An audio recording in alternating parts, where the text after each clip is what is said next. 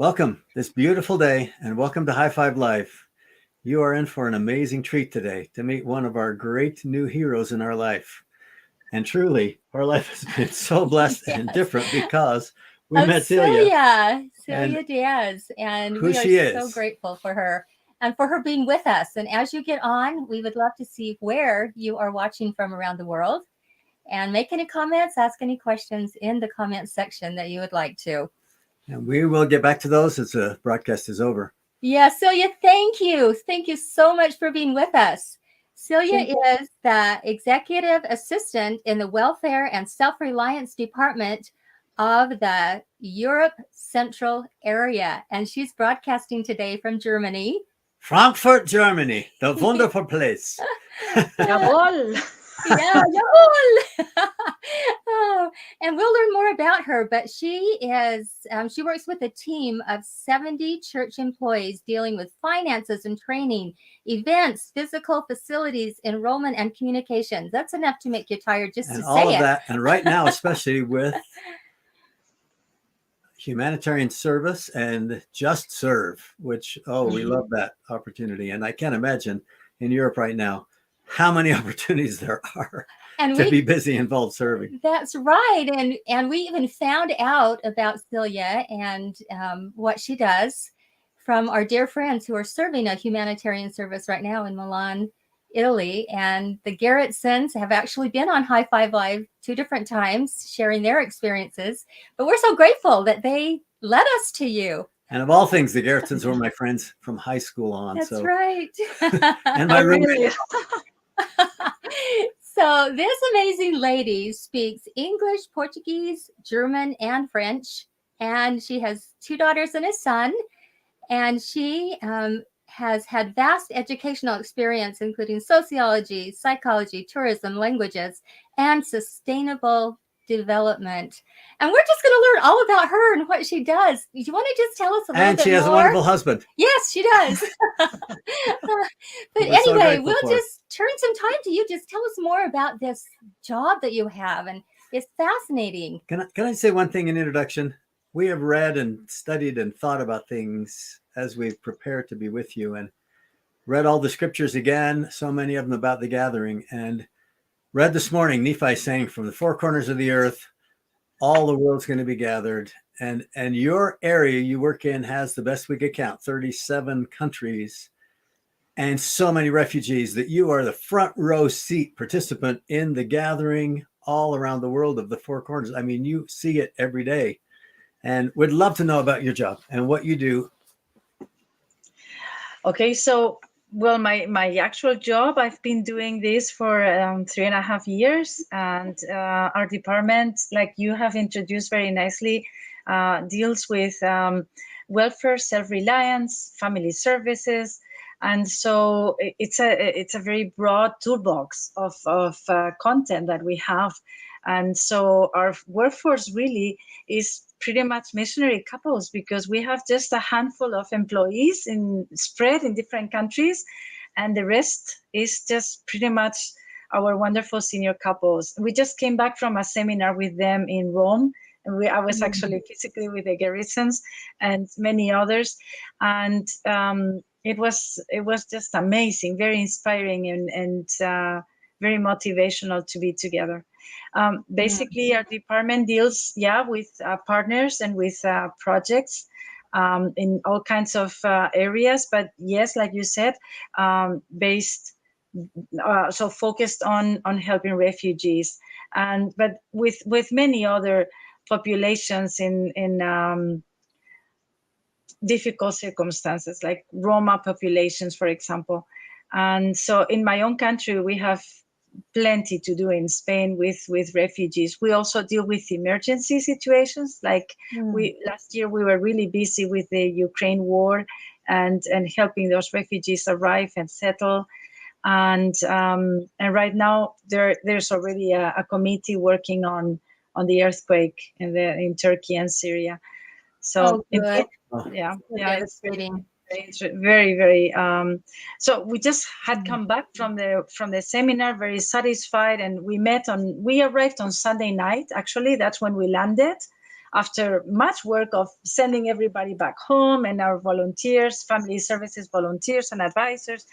And then we come on Monday morning to a meeting with our manager, and he says, well, thank you. It was a very good seminar. Just for your information, this earthquake has just been announced in the media a few hours ago. So let's get to work. He said pretty much, I hope you rested on the plane.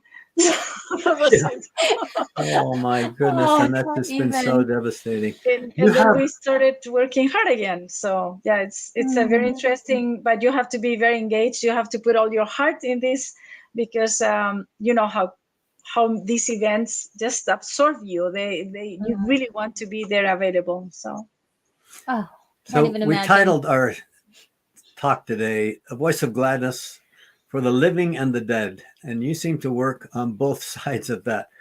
But think about the thousands of people that lost their lives in that earthquake, and how you're now comforting and reaching out to the living and trying to do something to help with all that devastation. You just have a heart for this, Celia. It's just like who you are. Yeah, I must say that, you know, not everything is so perfect and cheerful. And well, with teenagers at home, things sometimes get really difficult. And now that you mentioned the dead, I'm more focused on the mission of the church that concerns the living.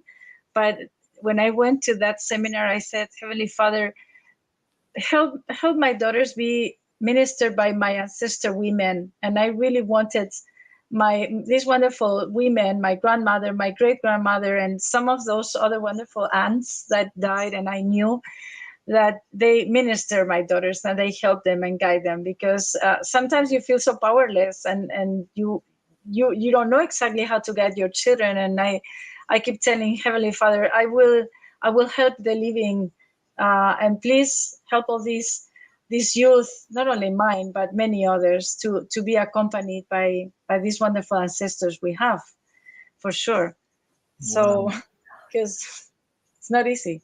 No, they are needed, aren't they, from the other side of the veil? Obviously, that has happened some. We have a beautiful video that you shared that talks about your daughter being touched deeply by your grandmother. Mm-hmm. And what a blessing that is. Should we watch that? Yes, let's watch that. This is incredible. She is featured in this, and it was made by the area, right? It was made by the publishing department, yes, of the area.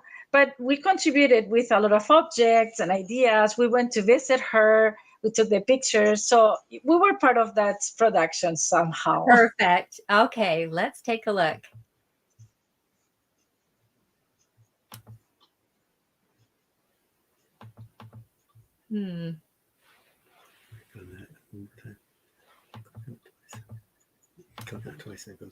Okay, yeah.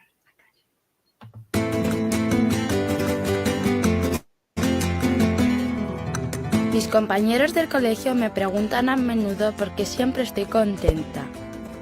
Aún en el día más lluvioso me encontrarás con una gran sonrisa en la cara. La respuesta es simple, estoy siempre feliz porque trato de seguir el ejemplo de mi bisabuela Germana. Nacida en Toledo, España, en el año 1924, Germana nació rodeada de pobreza y penurias. A pesar de estas dificultades, siempre tuvo una actitud positiva y vio las bendiciones de Dios en su vida. Mi bisabuela aprendió a ser autosuficiente desde muy joven, al tener que trabajar duramente cada día. Sin embargo, su padre se aseguró de que sus hijos por lo menos aprendieran de un viejo libro de estudio. Por extraño que parezca, ella hacía los deberes en el camino de vuelta a casa montada sobre un burro. En 1936 solo tenía 12 años cuando estalló la Guerra Civil Española. Se llevó las vidas de muchas personas de su pueblo, pero afortunadamente Dios protegió a su familia. A pesar de los horrores de la guerra y la temporada de hambre que la siguió, ella permaneció alegre y fiel. Sus dificultades no terminaron al acabar la guerra. Su marido falleció siendo ella una joven madre con 5 hijos. A pesar de ello, sacó adelante hacia su familia y su fe en Dios nunca vaciló.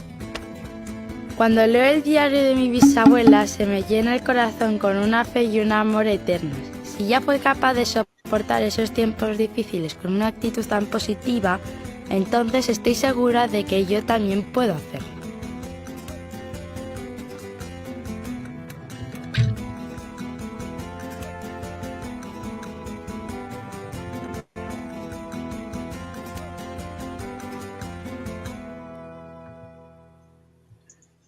I love that. I love it too. It's just so well done and so descriptive of her feelings of her grandmother. I love it. Thank It's you very for sharing. Yeah, of course. Yeah, but I mean, she really was that way. I mean, Lala, that's how we call her. She's an inspiration to this day to so many, to all of us. We still have a huge WhatsApp group with her children and grandchildren and stories and more stories. And so my brother lives in the US, we're in Germany, my cousins are in Spain, my uncles, my parents, everybody's in that group and everybody shares stories. It's like, I love that. That is marvelous. Keep that up.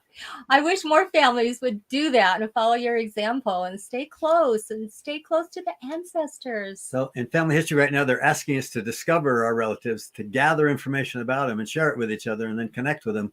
What you just described is a perfect example of that.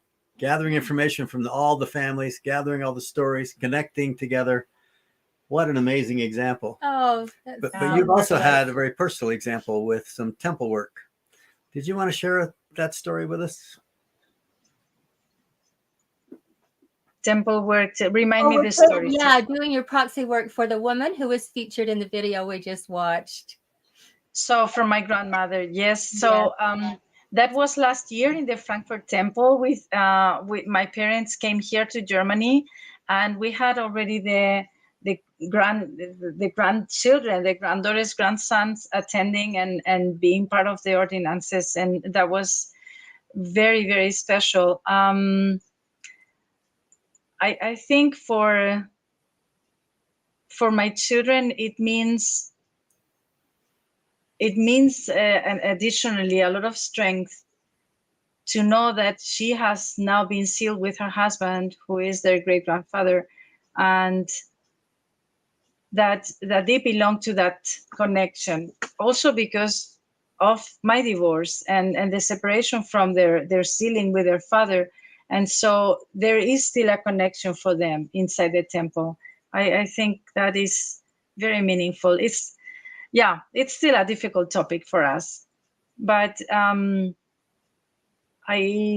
my heart, deep inside, and I've had a very, very powerful experience some years ago, there is a promise that these children are sealed, that they belong sealed to these wonderful ancestors and to me and to my parents. And yeah, I trust in that promise. I totally do.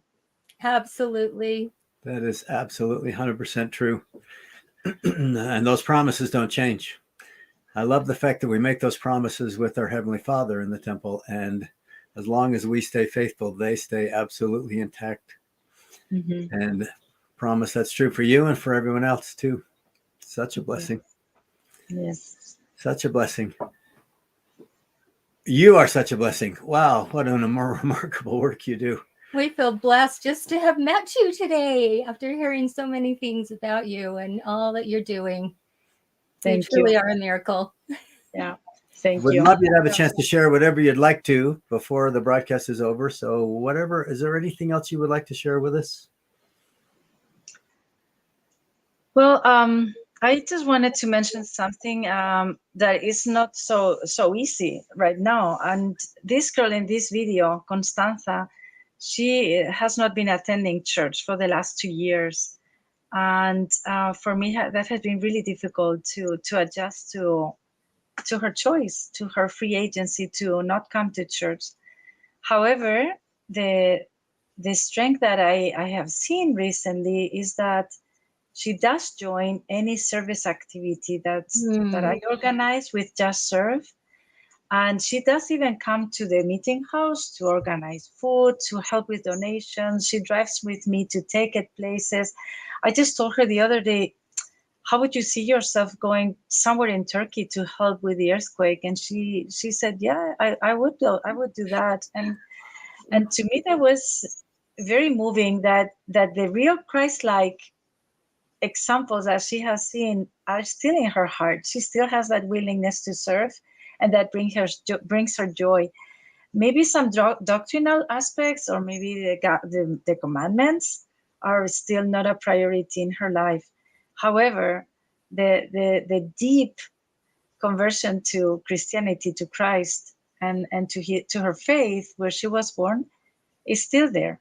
And so I just wanted to share that, because in the last few months, when I've been training the world councils about Just Serve and projects, I tell them this. I say, service is for everyone. It is for those that practice religion, for those that don't. But service will always be an inspiration to anyone, and a gathering moment. So yeah, I just wanted to share that with you. Oh, and thank you. Thank you so much for sharing that. It's sad to see that there are a lot of those who are struggling with testimony right now. And I have a conviction, we have a conviction that Heavenly Father and Jesus Christ want every one of their children back. And there is a connection with, like we have seen with your daughter and so many others, with those from the other side, and they will not let them go. They will keep influencing them in every way that they can. We love those divine promises that this family history work. My family is very splintered as far as their approach to the church. But one thing that ties us together is our family connection and family history. Mm-hmm. And then exactly like you said, the power of service gives us a chance to feel the Spirit and remember amazing, beautiful blessings in our life. And you are such an amazing, beautiful blessing. Yes. Celia, thank you so much. And just in closing here, how would you tell our viewers what ways can they get involved, and where do they find these opportunities worldwide to help? Not everybody can travel, not everybody can be involved directly with some of the needs of the world, but what would you suggest? So the justserve.org website has hundreds and thousands of opportunities to serve. So that's a good place to start. And otherwise, locally, either with the public affairs committees, so communications committees, or in their local communities. But there are plenty of opportunities, even in developed countries, to find ways to serve. That is so true. Thank you for sharing that. So we just got a note from Elder Gerritsen, and he says to ask you to tell the story of, is it Gilles Francois talking with the Rome Temple president and getting the contacts in Turkey. So maybe we'll end with that story, if that's okay with you. What story was this? Okay, it's that story of Gilles Francois talking with the Rome Temple president and getting the contacts to help in Turkey. I don't know that story. He needs to tell me that one. So, Brian, we'll have to get that story from you later. Yes. Yes.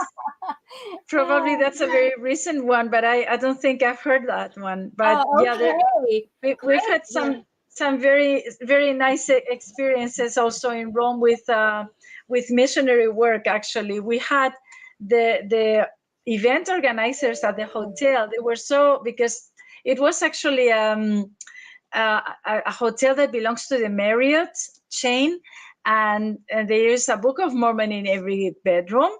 And so we gave them a Book of Mormon in Italian, and they appreciated that so much. So I think I'm going to say goodbye, and thank you so very much, Scott and Angel, for this wonderful interview and opportunity. And I wish everybody a good weekend. Thank you. Bye-bye.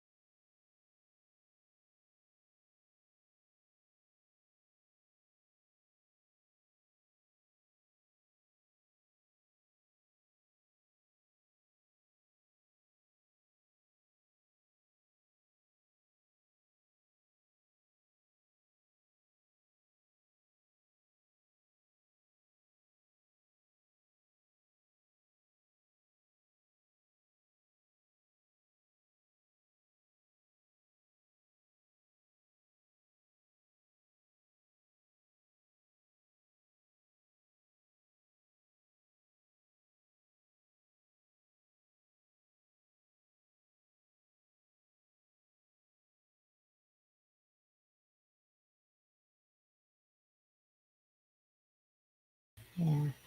Well, we got most of them. Hi, everyone. We are so sorry for the technical difficulties and so grateful for Celia being with us today. And we have no idea how she ended, but I'm sure it was beautiful, and we'll see that. And anyone can watch anytime, and please share. Please share it. Yes, please It's been share. amazing. And we're grateful to High Five Live for producing these videos and inspiring people every single day. Have a wonderful Thanks so day. much. And thanks, Celia. We love you.